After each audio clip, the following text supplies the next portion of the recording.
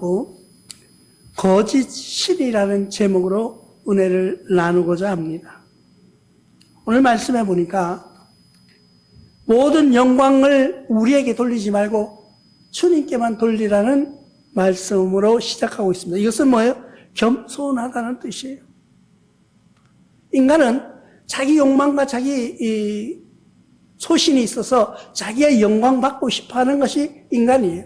자기 인기를 누리고 싶어 하고요. 자기의 명성을 떨쳐서 자기 이름을 내려고 하는 욕망이 있어요. 그런데 하나님을 믿는 나와 여러분들은 겸손해진다는 거예요. 모든 영광은 하나님께만 돌리자 하는 뜻으로 이 말씀이 기록되었다고 볼 수가 있습니다. 그러면 오직 주님의 이름만, 오직 주님께만 영광 돌리는 겸손이 나와 여러분들에게 임하시기를 주님의 이름으로 부탁을 드립니다. 그럼 겸손하려면 어떻게 되느냐? 겸손하는 방법이요. 첫 번째는 내 죄를 깨닫는 거예요. 내 죄를 고백하는 거예요. 누가복음 18장 13절에서는 세리가 멀리 서서 감히 눈을 들어 하늘을 쳐다보지도 못하고 다만 가슴을 치며 이르되 하나님이여 불쌍히 여기소서 나는 죄인이로소이다 했더라. 세리가 사람들이 있는데 감히 쳐다보지도 못하고 그냥 하늘만 쳐다보는 거야. 하늘을 쳐다보면서 나는 죄인입니다 하고 가슴을 치면서 통곡하는 모습을 우리가 볼 수가 있는 것입니다. 이 속에는 뭐예요? 내 죄를 깨닫는 거예요. 내 죄를 드러내는 거예요. 내가 내 죄를 알고 고백하는 거예요. 사람은 자기가 죄를 짓고도 자기가 죄인인 줄 몰라요. 내가 잘못하고도 잘못한 줄 몰라요. 왜 그럴까요? 교만하기 때문이에요. 그런데 하나님을 믿는 나와 여러분들은 뭐예요? 겸손해지는데 그 자기의 죄를 깨닫는 거예요. 깨닫는 거예요. 허물도 깨달아가는 나와 여러분들이 되시기를 부탁을 드립니다. 누가복음 15장 21절에 또 이렇게 말합니다. 아들이 이르되 아버지여 내가 하늘과 아버지께 죄를 지었사오니 지금부터는 아버지의 아들이라 일컬음을 감당하지 못하겠나이다 하니 아들이 아버지에게 유산을 달라고 그랬어요. 유산은 뭐예요? 아버지가 돌아가신 다음에 남은 재산을 나누어 갖는, 자식들이 나누어 갖는 것을 유산이라고 하는데 아버지가 아직 살아계신데 아버지의 유산을 나에게 달라는 거예요. 아버지가 돌아가시면 그 재물이 남을 텐데 그 재물 미리 좀 가불해 주면 안 됩니까? 그런데 아버지는 그 말을 들어주셨다. 그리고 그 아들에게 줬는데 그 아들이 이 재산을 다 그냥 허비해. 자기 나름대로 노력했어요. 자기 나름대로 힘썼지만은 안 되더라는 거예요. 여기서 하나 우리가 알아야 할 건 뭐예요? 순리를 저버려서는 안 된다는 거예요.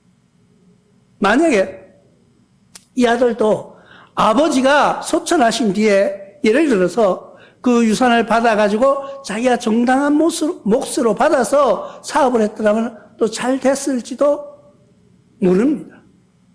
그런데 아버지가 아직 살아계신데 질서를 파괴한 거예요. 순리를 저버린 거예요. 겸손하지 못한 거예요. 아버지께 달라고 했던 그 재물을 다 방탕하고 난 다음에 돌아와서 아버지를 아버지라고 부를 수가 없나이다. 왜? 내가 생각해보니까 너무나도 큰 죄를 지었다. 나를 아버지 아들로 말고요, 나를 모성으로 세워달라는 거예요.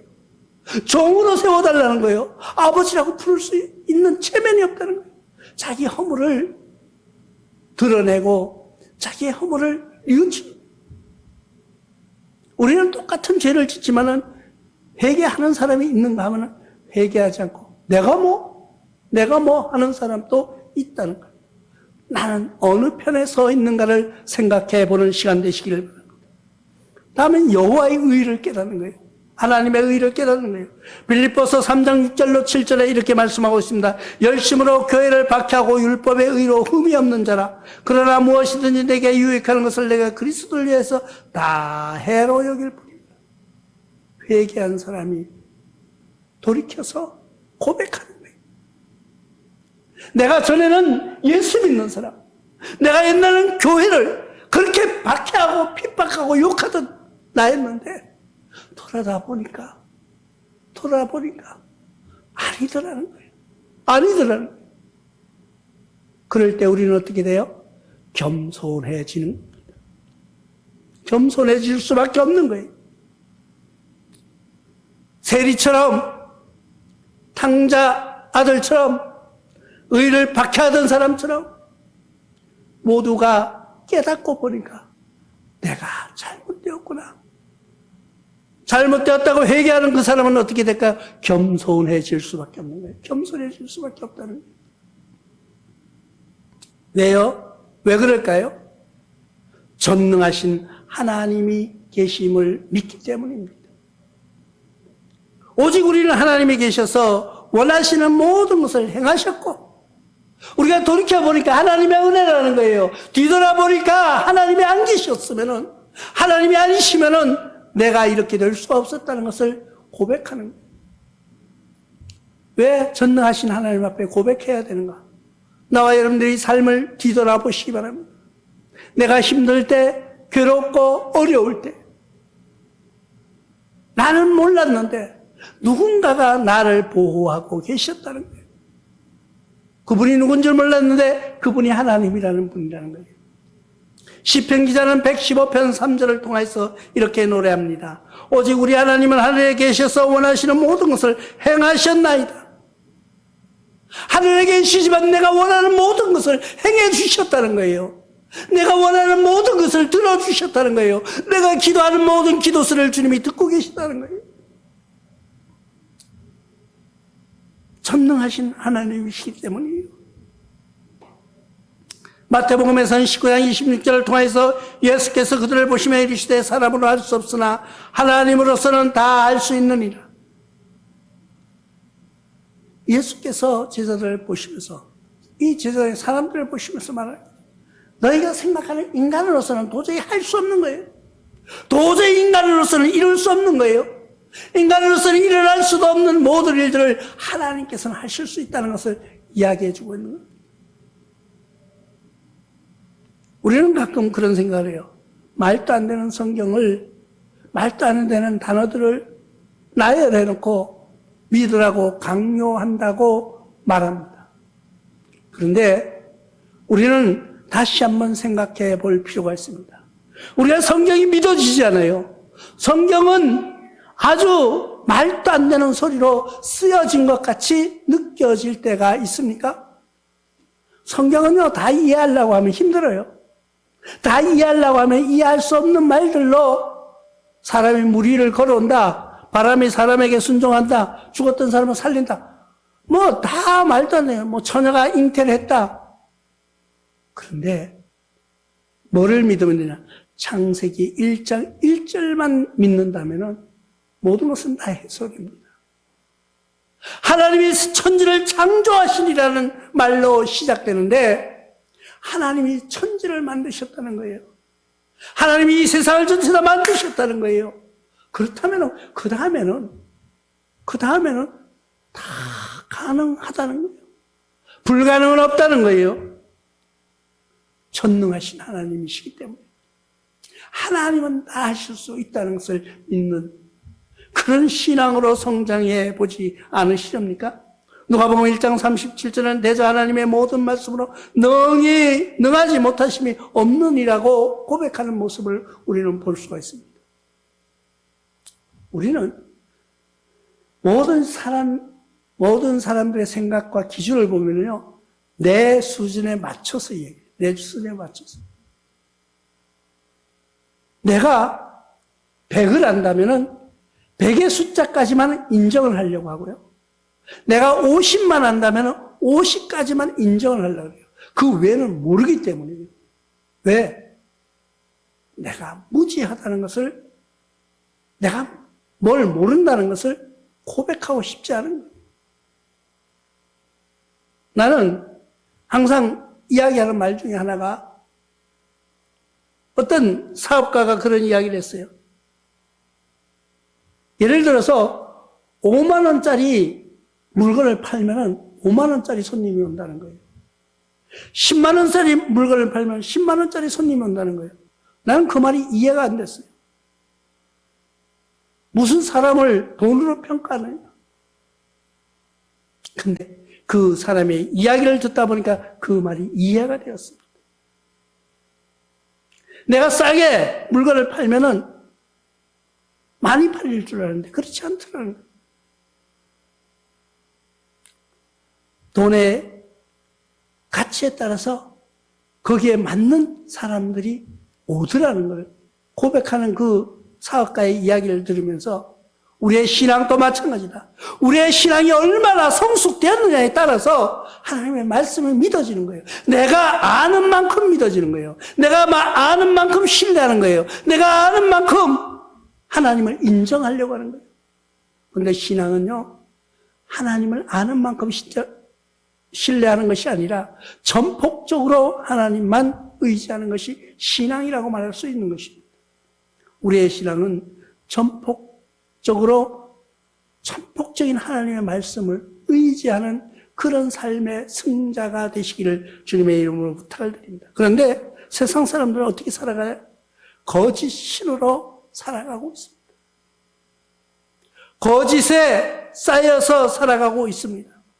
여기에 보면 손이 있어도 만지지 못하며 발이 있어도 걷지 못하며 목구멍이 있어도 작은 소리조차 내지 못하느니라. 손과 발이 있어요. 또 입을 만들어놨어요. 근데 움직일 수 없다는 거예요. 움직일 수 없다는 거예요. 누가요? 자기 자신들이 그것을 만들어놓고 섬기는 거예요. 내가 만들어놓고 거기다가 비는 거예요. 그것을 우리는 뭐라고 말합니까? 우상이라고 말합니다.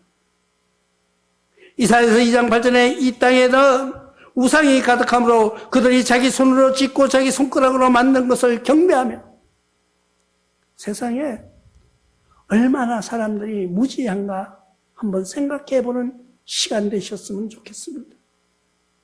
나와 여러분들이 가만히 생각해 보십시오. 내가 이거 손수건 한 장 만들었고 이걸 신이라고 믿는 거예요. 물론 손수건은 아니에요. 그러나 여러분들이 한번 상상해 보십시오. 인간은 신앙을 가지려고 하는 이 신앙심이 신앙의 어떤 욕구가 내가 뭔가를 의지하는 그런 심리가 아주 많아요. 그런데 진리를 찾지 않고 자기가 만들어 놓고 섬긴다는 거예요. 자기가 우상을 만들어 놓고. 다니엘서 5장 4절에 그들이 술을 마시고 그 금, 은, 구리, 새, 나무, 돌로 만든 신들을 찬양한다. 술을 마시면서 세상 사람들은 다 취해서 돌아가고 있습니다. 지금 세상을 보면은요, 전체 다 술 취한 사람 같아요. 전체 다 정신이 어딘가는 빠져있는, 한쪽은 빠져있는 듯한 느낌으로 이 세상을 살아가고 있다는 거예요. 내가 만들어 놓은 우상, 내가 만들어 놓고 거기 앞에 가서 두려워서 떨면서 숭배하려고 하는 그런 심리, 그것을 거짓 신이라고 말합니다. 갈라디아서 4장 8절에도 그러나 너희가 그때 하나님을 알지 못하며 본질상 하나님이 아닌 자에게 종노릇하였다.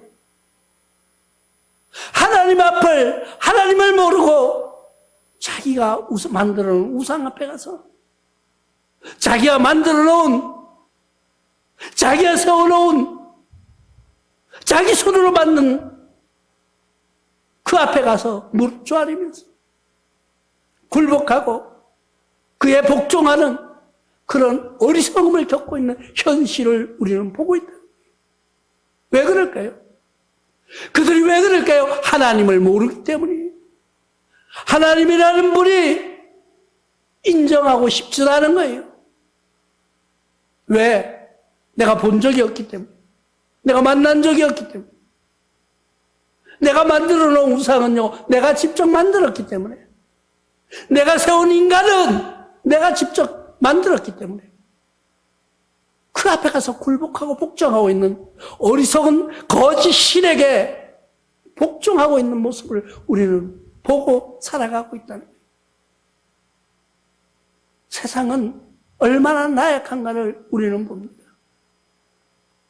세상 사람들은 얼마나 심약한 존재인가를 우리는 보고 살아가고 있는 거예요.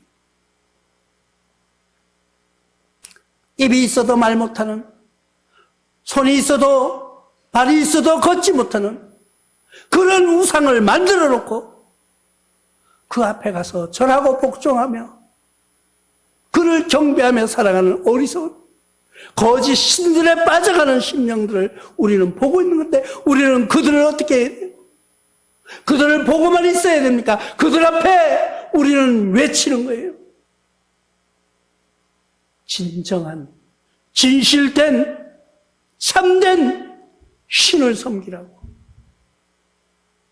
내가 만드는 우상에 빠져들지 않고 우리를 창조해 주신 그분이 있는데, 그분을 순종하며 그분의 삶 속에서 우리의 모든 것을 맡기며 우리가 승자되는, 영원한 세계를 갈망하며 살아나가는 믿음의 승자가 되시기를 주님의 이름으로 축원합니다.